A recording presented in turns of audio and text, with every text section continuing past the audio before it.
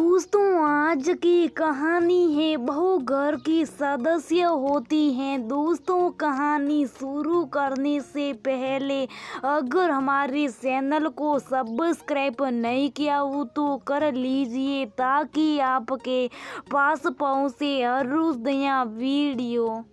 कविता अपने एक रिश्तेदार से फोन पर बात कर रही थी। अरे हाँ, आजकल तो सुनीता की चलती है घर में। बेचारी माँ तो बस 2 वक्त खाने के समय आ जाती है। जो सुनीता की मर्जी हो घर पर वही होता है। सुनीता की ननद कविता ने अपने रिश्तेदार से बात करते हुए कहा, सही है, सुनीता में बहुत अंतर आ गया। पहले बिल्कुल शांत थी, अब वहाँ पहले की तरह नहीं तो आप वक्त होती है, नहीं आदर संस्कार मिलता है। घर पर सभी काम के लिए नौकर भी तो लगा लिए। सुनीता ने रिश्तेदार सरोज ने कहा। दोनों की फोन पर हो रही बात खत्म ना होती यदि कविता के घर कोई घंटी ना बजाता। कविता सुनीता की बड़ी ननद थी जिसे जरूरत से ज्यादा मान सम्मान की अपेक्षा रहती थी।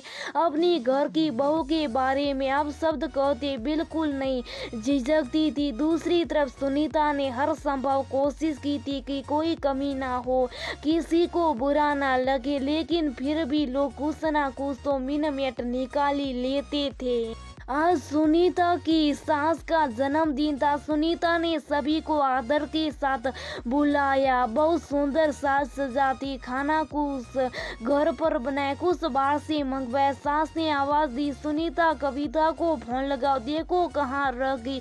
सुनीता ने जवाब में कहा, मम्मी जी दीदी निकल गई, अभी आ जाएगी, आप आइए नीचे।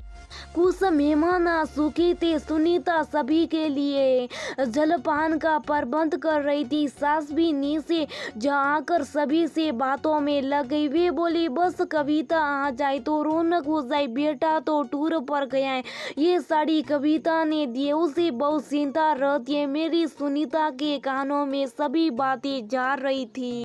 तभी किसी ने कहा, आजकल घर पर बहुओं की चलती है, सास तो बस अपने कमरे में पड़ी रहे, ऐसा ही उन्हें लगता है। अब तो सुनीता के लिए सेना करना मुश्किल हो गया था। उसने देखा ननन भी आ गई थी।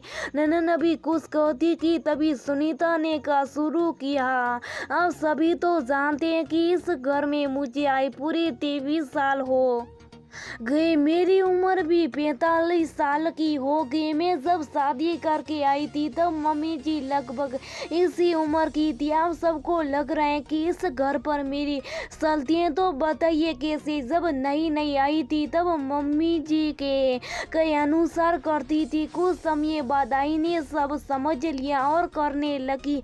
अभी भी वैसी काम होता है, वो सब रोज रोज पूछती नहीं। दूसरी मम्मी जी की पसंद नापसंद पता चल गई है, इसलिए वैसी सामान आता है। जब नई नई आई तभी सबने मुझसे उम्मीद की थी कि मैं घर की सारी जिम्मेदारी ले लूं ताकि मम्मी जी आराम करे।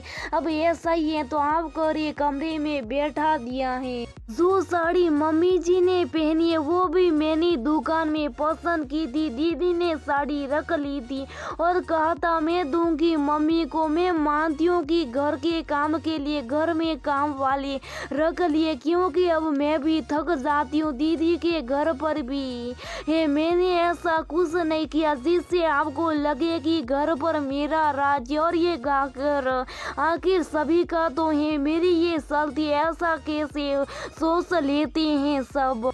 रोज खाना क्या बनेगा वो सभी की मर्जी से बनता है। शादी ब्याह में कैसा व्यवहार हो गया ये मम्मी जी तय करती है। फोन भली में पहले उठा लूं लेकिन बात तो मम्मी जी भी करती है। घर खर्च की जिम्मेदारी पहले मुझे दे दी थी, मैं ही देखती हूँ। मेरे लिए शॉपिंग में अपनी पसंद की करती हूँ, वो तो शायद गलत नहीं है।